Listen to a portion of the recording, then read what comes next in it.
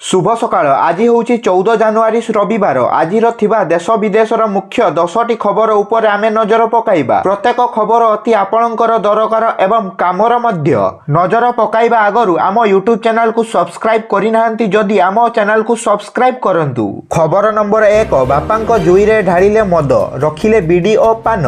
वाराणसीर मणिकर्णिका श्मशान घाटरे एक आश्चर्यजनक घटना सामना को आसीची। शवदाह समय एक उत्सवर दृश्य देखिया को मिली। बापांक अंतिम संस्कार समय अंतिम भेटी भाव में पुओ मद अर्पण करिछि। खाली मद नुहे यह सहित बानरासी पान आउ बीडी मध्य अर्पण करा जाइछि। पुओर कहिबा कथा जे तांको बापांक शेष इच्छा पूरण करिबा नै से एभली औपचारिकता देखाइछन्ति। तेबे श्मशान घाट को आसीथिबा लोकंक पई यह खूब आश्चर्यजनक थिला। लोकमाने एभली अंतिम संस्कार देखि आश्चर्य होइथिले। तेबे पुओर कहिबा अनुसार बापा तांकर इच्छा प्रकाश करिथिले जे तांको मृत्यु पर ज्वलंता जुईरे मद्य अर्पण करा जिवो। यह व्यक्तित्व बीडी एवं बनरासी पान मध्य रखाजिवो। खबर नंबर 2 देशर दीर्घतम समुद्र सेतु उद्घाटित 21.8 किलोमीटर सीलिंग। प्रधानमंत्री नरेंद्र मोदी आज मुंबई रे देशर दीर्घतम समुद्र पोल अटल सेतुर उद्घाटन करिसेंती। डिसेंबर 2016 रे प्रधानमंत्री एही सेतुर भित्तिप्रस्तर स्थापन करथिले।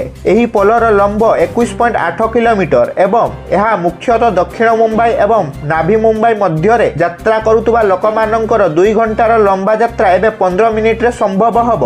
खबर नंबर 3 ताइवान राष्ट्रपति निर्वाचन पई भोट ग्रहण आरंभ। 10 लाख मतदाता प्रथम थर देबे भोट।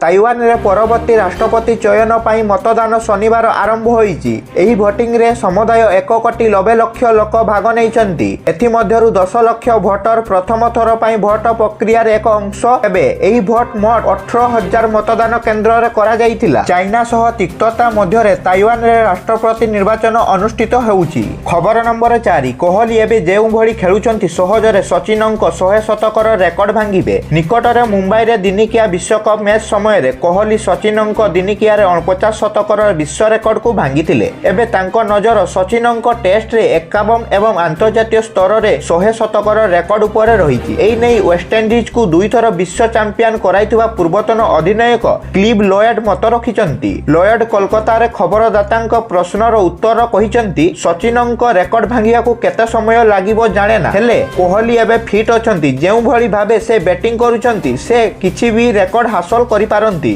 खबर नंबर 5 राम मंदिर समारोह रे जोगदेबे राष्ट्रपति द्रौपदी मुर्मू। दियागला निमंत्रण पत्र। जनवरी 22 रे अयोध्या रे हेबाकु थिबा भव्य राम मंदिर समारोह रे जोगदेबा पई राष्ट्रपति द्रौपदी मुर्मू को मध्य निमंत्रण करा जाईची। शुक्रवार अयोध्या राम मंदिर निर्माण कमिटीर सभापति नृपेंद्र मिश्र, विश्व हिंदू परिषदर अंतर्जातीय कार्यकारी सभापति आलोक कुमार एवं आरएसएस नेता रामलाल राष्ट्रपति भवन जाई राम मंदिर प्राण प्रतिष्ठा समारोह को निमंत्रण करथिले। ए संपर्क में विश्व हिंदू परिषद पक्षरु कहा जायछि जे राष्ट्रपति द्रौपदी मुर्मू को जनवरी 22 तारिख रे हेबाकु थिबा राम मंदिर रे रामलालांक प्राण प्रतिष्ठा पई निमंत्रण पत्र प्रदान करा जायछि। एहाकु नै राष्ट्रपति बहुत खुशी व्यक्त करिबा सह खूब शीघ्र अयोध्या आसिया पई समय निर्धारण करिवे बोली कहिसंती। खबर नंबर 6 गैस लीक होई स्कूल रे लागिला निया। केन्द्रापड़ा मनकरपुर प्राथमिक विद्यालय रे अग्निकांड। अल्पके बर्ती गले छात्र छात्री और रसैया। मध्याह्न भोजन रसैया चलीथिबा बेले निया लागी जाइथिला। गैस लीक होई सिलिंडर रे निया लागी जाइथिला। तेबे पिलामानंकु तुरंत बाहर करी सुरक्षित स्थान को निया जाइथिला। तेबे दमकल बाहिनी पहुंची निया को आयत्त करिथिला। हेले निया रे स्कूल रसैई घरर जिनिस जड़ी जाइछि।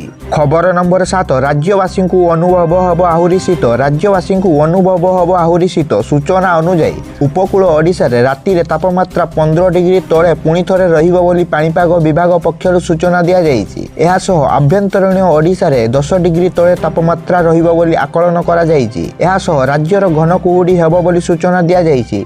राज्य रे बढ़िबो शीतर प्रकोप। आहुरी 2 रु 3 डिग्री कमिबो राति तापमात्रा। 17 तारिख रे हेबाकु थिबा पश्चिम झड़ प्रभाव रे उत्तर और उत्तर आभ्यंतरीण जिल्ला गुडी करे हालुका वर्षा हेबार संभावना रही। खबर नंबर 8 26 रु आदिवासी मेला उद्घाटन करिबे मुख्यमंत्री। आसंता 26 तारिख रु यूनिट 1 आदिवासी पड़िया रे अनुष्ठित हब राज्य स्तरीय आदिवासी मेला 2024। ଆବାସୀ ମାଧ୍ୟମରେ ମୁଖ୍ୟମନ୍ତ୍ରୀ ନବୀନ ପଟ୍ଟନାୟକ ମେଳାକୁ ଉଦ୍ଘାଟନ କରିବାର କାର୍ଯ୍ୟକ୍ରମ ରହିଛି। ଏହାସହ ବିଭାଗୀୟ ଅଧିକାରୀମାନେ ଉପସ୍ଥିତ ରହିବେ। ଏଥିପାଇଁ ପ୍ରସ୍ତୁତି କାର୍ଯ୍ୟ ଶେଷ ପର୍ଯ୍ୟାୟରେ ପହଞ୍ଚିଛି। ଚଳିତ ବର୍ଷ ମେଳା ପରିସରରେ 107ଟି ଷ୍ଟଲରେ ଜନଜାତିଙ୍କ ବିଭିନ୍ନ କାରିଗରୀ ଓ ହସ୍ତଶିଳ୍ପ ସାମଗ୍ରୀ ପ୍ରଦର୍ଶିତ ଓ ବିକ୍ରିବଟା ପାଇଁ ବ୍ୟବସ୍ଥା ହୋଇଛି। ଏହାସହ 10ଟି ଘର ବା ଆଦିବାସୀ ଗ୍ରାମର ଝଲସିବ ଜନଜାତିଙ୍କ ଜୀବନଶୈଳୀ। ଖବର ନମ୍ବର 9। 11 ଦିନିଆ ସ୍ୱତନ୍ତ୍ର ପୂଜା ଆରମ୍ଭ କଲେ ପ୍ରଧାନମନ୍ତ୍ରୀ। ଅଯୋଧ୍ୟାରେ ରାମଲାଲାଙ୍କ ପ୍ରାଣ ପ୍ରତିଷ୍ଠା ଆସନ୍ତା 22 ତାରିଖରେ ହେବ। ଏହି ପରିପ୍ରେକ୍ଷୀରେ ପ୍ରଧାନମନ୍ତ୍ରୀ ନରେନ୍ଦ୍ର ମୋଦି ଆଜିଠାରୁ ସ୍ୱତନ୍ତ୍ର 11 ଦିନିଆ ପୂଜା ଆରମ୍ଭ କରିଛନ୍ତି। ଦେଶବାସୀଙ୍କୁ ଆଜି ଏକ ଅଡିଓ ବାର୍ତ୍ତା ଦେଇ ପ୍ରଧାନମନ୍ତ୍ରୀ ସ୍ୱତନ୍ତ୍ର ପୂଜା ସମ୍ପର୍କରେ ସୂଚନା ଦେଇଛନ୍ତି। ପ୍ରଧାନମନ୍ତ୍ରୀ ତାଙ୍କ ଅଫିସିଆଲ ୟୁଟ୍ୟୁବ ଚ୍ୟାନେଲରେ ଉକ୍ତ ଅଡିଓ ମେସେଜକୁ ପୋଷ୍ଟ କରିଛନ୍ତି। ଉକ୍ତ ଅଭିଷେକ ସମାରୋହରେ ଭାରତର ଜନସାଧାରଣଙ୍କର ପ୍ରତିନିଧିତ୍ୱ କରିବା ପାଇଁ ଭଗବାନ ମୋତେ ସୃଷ୍ଟି କରିଛନ୍ତି। ଏହାକୁ ମନରେ ରଖି ମୁଁ ଆଜିଠାରୁ 11 ଦିନିଆ ସ୍ୱତନ୍ତ୍ର ରୀତିନୀତି ଆରମ୍ଭ କରିଛି ବୋଲି ମୋଦି କହିଛନ୍ତି। ଖବର ନମ୍ବର 10। ପୁଣି ଥରିଲା ଭାରତ। ହିମାଚଳ ପ୍ରଦେଶରେ ଭୂକମ୍ପ ଝଟକା, ଜାଣନ୍ତୁ କେତେ ତୀବ୍ରତା। ପୁଣି ଥରେ ଭାରତରେ ଭୂକମ୍ପ ଝଟକା। ଶନିବାର ଦ୍ୱିପହର ହିମାଚଳ ପ୍ରଦେଶରେ ଭୂମିକମ୍ପ ଅନୁଭୂତ ହୋଇଛି। ରିକ୍ଟର ସ୍କେଲରେ ଏହି ଭୂକମ୍ପର ତୀବ୍ରତା 3.1 ବୋଲି ମାପ କରାଯାଇଛି। ଶନିବାର ଦ୍ୱିପହର 1:16 ଘଟିଥିବା 3.2 ମ୍ୟାଗ୍ନିଚ୍ୟୁଡର ଭୂମିକମ୍ପର କେନ୍ଦ୍ର ଚାମ୍ପା ଅଞ୍ଚଳର 9 କିଲୋମିଟର ଗଭୀରତାରେ ଥିଲା। ତେବେ 2 ଦିନ ପୂର୍ବରୁ ଦିଲ୍ଲୀ ଏସିଆରେ ଭୂକମ୍ପ ଅନୁଭୂତ ହୋଇଥିଲା।